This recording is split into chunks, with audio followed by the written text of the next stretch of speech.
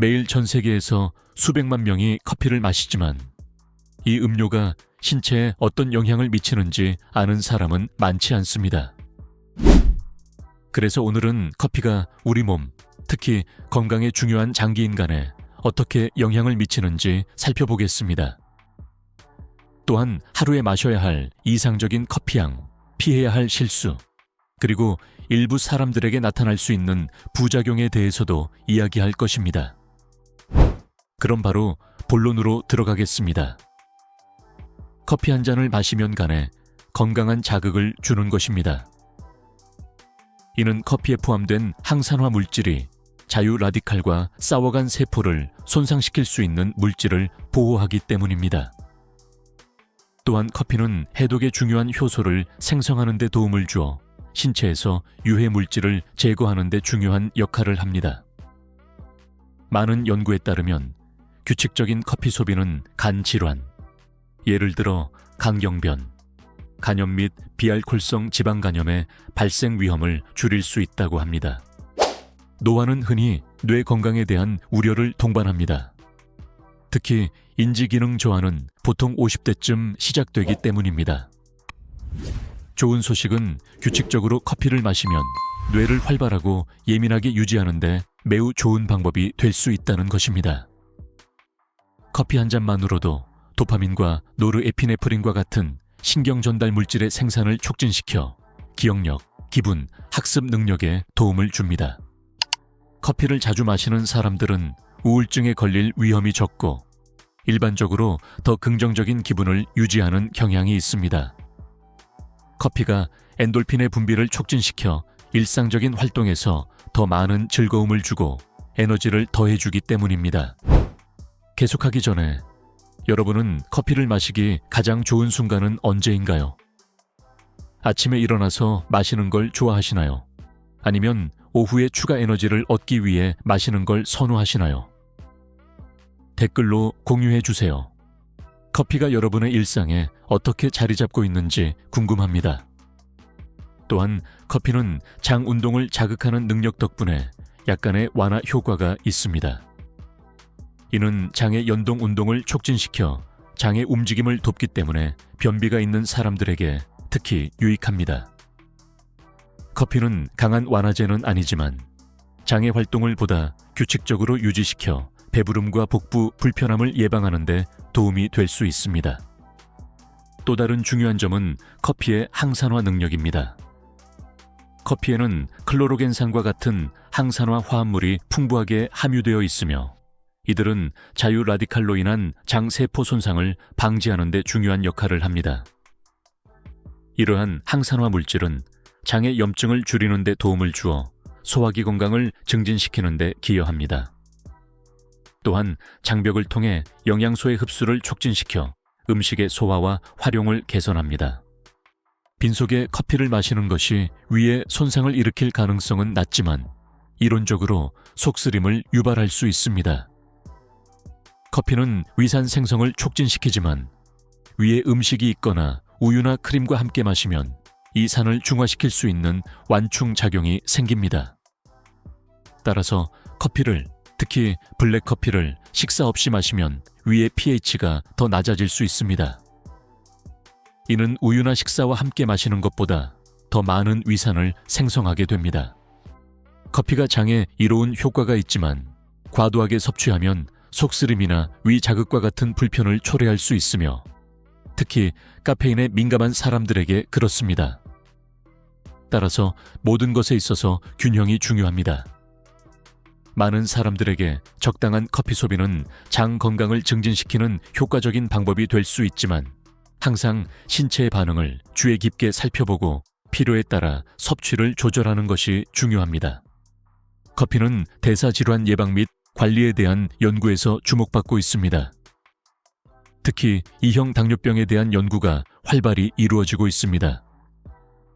여러 연구에 따르면 규칙적인 커피 섭취는 다양한 생리활성 화합물이 커피에 포함되어 있기 때문에 이 질환의 위험을 상당히 낮출 수 있는 효과적인 전략이 될 수 있다고 합니다. 이 화합물들 중 카페인, 항산화 물질, 미네랄이 혈당 수준을 조절하고 인슐린 민감성을 개선하는 데 중요한 역할을 합니다. 커피의 주요 성분인 카페인은 중추 신경계를 자극하는 것으로 알려져 있지만 또한 혈당 대사에 긍정적인 영향을 미칩니다. 카페인은 인슐린 민감성을 향상시키는 데 도움을 주어 신체가 인슐린을 보다 효율적으로 사용할 수 있게 합니다. 인슐린은 혈당 수준을 조절하는 호르몬으로 혈당을 세포가 에너지원으로 사용하도록 흡수되게 합니다. 신체가 인슐린의 저항성을 갖게 되면 세포가 호르몬에 적절하게 반응하지 않아 혈당 수준이 높아지고 이는 2형 당뇨병으로 이어질 수 있습니다. 카페인은 이러한 저항성을 예방하여 혈당 수준을 안정시키고 췌장을 과도하게 부담시키는 혈당 급증을 방지할 수 있습니다. 카페인 외에도 커피에는 클로로겐산과 같은 항산화 화합물이 포함되어 있어 혈당 조절에 도움을 줍니다. 이 항산화 물질은 체내 염증을 줄여 인슐린에 대한 신체의 반응을 개선할 수 있습니다.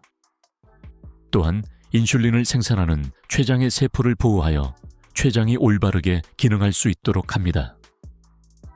염증 감소는 2형 당뇨병 예방에 중요한 요소입니다. 만성 염증은 인슐린 저항성과 관련이 있기 때문입니다. 또 다른 중요한 미네랄인 마그네슘은 혈당 조절에서 중요한 역할을 합니다. 마그네슘은 혈당과 인슐린 대사를 조절하는 많은 효소의 정상적인 기능에 필수적입니다. 마그네슘 섭취가 충분할 경우 인슐린 민감성이 증가하고 혈당 조절이 개선된다고 알려져 있습니다. 정기적으로 커피를 마시면 담석 형성 위험을 줄일 수 있다는 사실 알고 계셨나요? 그렇습니다. 카페인은 간에서 생산되어 담낭에 저장되는 소화액인 담즙의 생성을 촉진시키며 이는 지방 소화에 필수적입니다. 이 과정은 담석으로 변할 수 있는 결정의 형성을 예방하는 데 도움이 됩니다. 특히 나이가 많은 사람들에게 더욱 중요한데 담석은 심한 통증과 심각한 합병증을 일으킬 수 있으며 심지어 담낭을 제거하는 수술이 필요할 수 있습니다. 폴리페놀은 강력한 항산화 특성으로 알려져 있어 이는 피부 세포를 손상시키고 노화를 가속화하는 불안정한 분자인 자유라디칼을 중화시키는 역할을 합니다. 자유라디칼은 햇볕 노출, 환경오염, 산화 스트레스와 같은 요소들에 의해 생성되며 이들 모두 주름, 잔주름, 피부 반점 등의 증가를 초래합니다. 커피에 포함된 폴리페놀, 예를 들어 클로로겐산은 이러한 손상을 방지하는 데 도움을 주며 피부에 추가적인 보호를 제공하고 환경적 요인에 대한 피부의 저항력을 향상시켜 노화 과정을 지연시킵니다. 커피는 피부 건강에 이로운 한겸 효과를 가지고 있습니다. 만성염증은 조기 노화와 여드름, 습진, 로사세아와 같은 다양한 피부 질환과 관련이 있습니다. 적당히 커피를 마시면 이러한 염증을 줄이는 데 도움이 되어 피부 자극 증상을 완화하고 보다 균형 잡힌 피부를 유지할 수 있습니다. 커피의 주요 성분인 카페인은 또한 혈액순환을 개선하는 데 도움을 줄 수 있으며 이는 피부에 산소 공급을 증가시키고 피부를 건강하고 영양이 풍부하게 유지하는 데 필요한 영양소 분포를 촉진시킵니다. 커피가 노화 방지에 중요한 또 다른 이점은 세포 재생을 촉진하는 능력입니다. 연구에 따르면 커피는 피부 세포의 턴오버를 가속화하여 세포가 더 빠르게 재생되어 시간이 지나거나 환경에 의해 발생한 손상으로부터 회복할 수 있도록 돕습니다. 이 세포 재생 과정은 피부를 신선하고 활력 있게 유지하는 데 필수적이며 피부 톤을 균일하게 하고 반점을 줄이는 데 기여합니다. 게다가 정기적인 커피 소비는 특히 부종을 감소시키고 다크서클을 줄이는 것과 관련이 있습니다. 이는 커피에 포함된 혈관 수축 작용 덕분입니다. 커피에 있는 카페인은 눈 아래 혈관 확장을 줄이는 데 도움을 주어 다크서클의 주요 원인 중 하나를 해결합니다. 이로 인해 더 편안하고 활기차 보이는 외모와 더 선명한 얼굴 윤곽을 얻을 수 있습니다. 커피에 포함된 카페인은 확실히 에너지를 충전하고 경계를 늦추지 않게 해줄 수 있지만 과도하게 섭취하면 의존성을 초래할 수 있습니다. 그럴 경우 같은 효과를 느끼기 위해 점점 더 많은 양이 필요해지며, 이는 실제로 몸이 필요로 하는 회복을 방해하고 장기적으로 건강과 삶의 질에 악영향을 미칠 수 있습니다.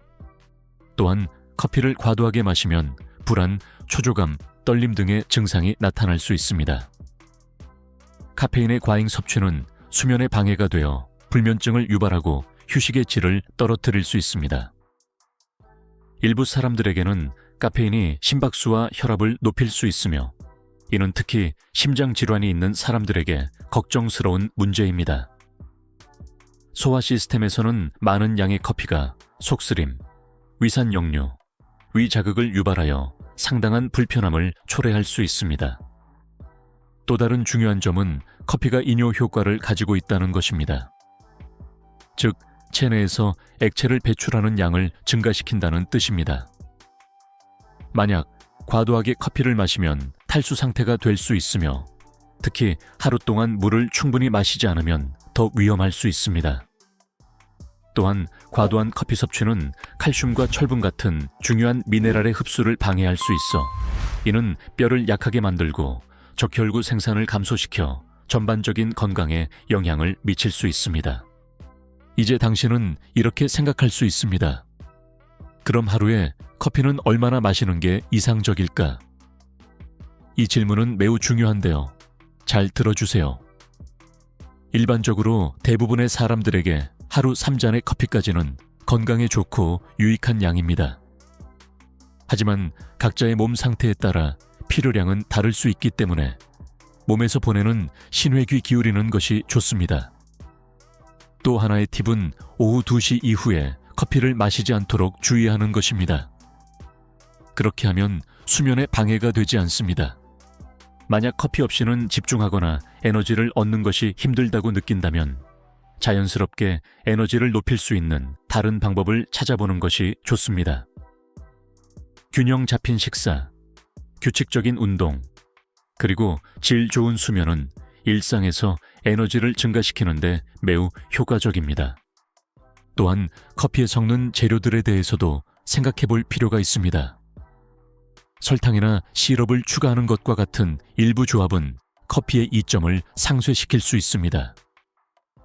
커피에 설탕이나 포화지방이 많은 크림을 섞으면 칼로리가 증가하고 체중 증가와 인슐린 저항성의 위험이 커집니다.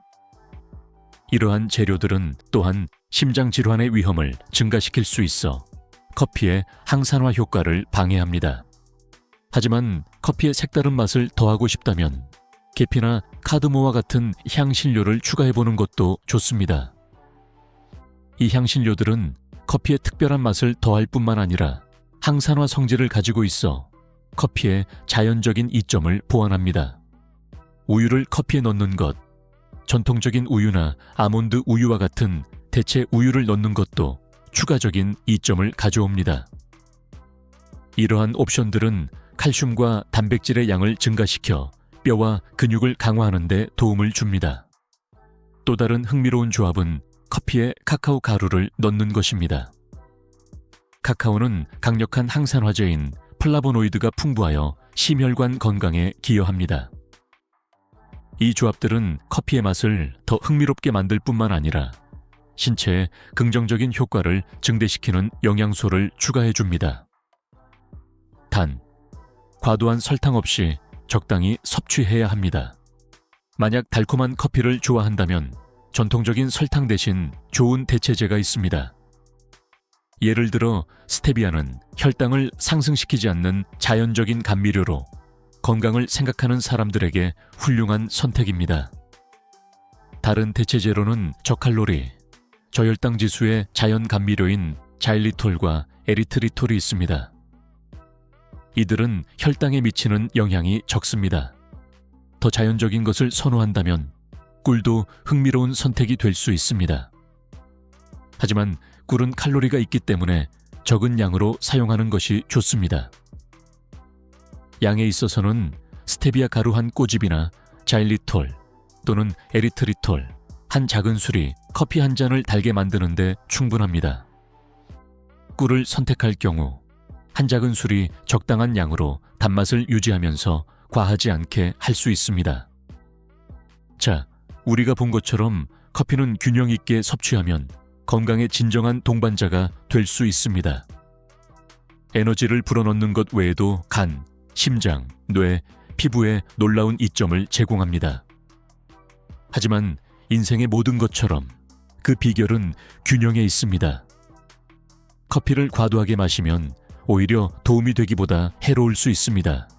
특히 우리가 커피에 의존하거나 음료의 자연적인 이점을 상쇄하는 재료를 사용할 때는 더욱 그렇습니다. 커피를 사랑하는 사람이라면 향신료를 추가하거나 자연 감미료를 선택하는 등 건강한 조합을 시도해보고 몸에서 보내는 신호에 귀 기울이는 것이 좋습니다. 결국 각자의 신체는 독특하며 이상적인 양은 우리 각자에게 다를 수 있습니다. 그리고 커피를 더욱 매력적으로 만드는 한 가지는 우리가 마시는 커피가 우리 컵에 오기까지의 긴 여정입니다.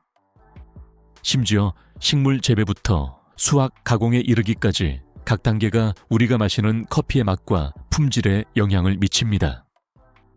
커피콩은 갈아서 볶거나 심지어 발효시키기도 하며 이러한 변형들은 맛뿐만 아니라 건강에 미치는 이점에도 영향을 미칩니다. 커피의 품질은 여러 요소에 따라 달라집니다. 식물의 유전적 특성에서부터 재배되는 환경까지 재배 위치, 온도, 영양 및 관계 조건은 최종 결과에 영향을 미칩니다. 이 요소들이 커피 식물이 독특한 향과 맛을 발산하도록 돕습니다. 수확 후 가공 과정 또한 중요한 요소입니다. 건조 방식이나 가공 유형, 자연 커피, 벗겨낸 커피, 발효된 커피 등은 모두 우리가 매일 마시는 커피의 맛과 특징을 더하는 요소입니다. 그래서 다음번에 좋은 커피를 맛볼 때는 그 과정의 모든 세심한 관리와 헌신을 기억하세요. 커피는 단순한 음료가 아니라 자연, 과학, 열정이 결합된 진정한 예술의 결과입니다. 커피의 맛과 이점을 최대한 즐기고 싶다면 보관에도 신경을 써야 합니다. 커피는 빛과 산소에 매우 민감하므로 그 특성과 신선도를 유지하려면 적절한 방식으로 보관하는 것이 필수적입니다. 이상적으로는 어두운 색의 밀폐된 용기에 보관하고 공기와 빛에 노출되지 않도록 해야 합니다. 공기와 빛은 커피를 산화시키고 원래의 맛과 향을 바꿀 수 있습니다. 또한 커피는 다른 음식들과 떨어뜨려 보관해야 합니다.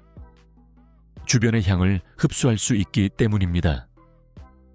예를 들어 향신료와 가까이 두면 그 냄새를 흡수하고 순수한 맛을 잃을 수 있습니다. 커피의 내구성도 중요한 요소입니다. 볶은 커피콩은 이미 갈아놓은 커피보다 오래 갑니다.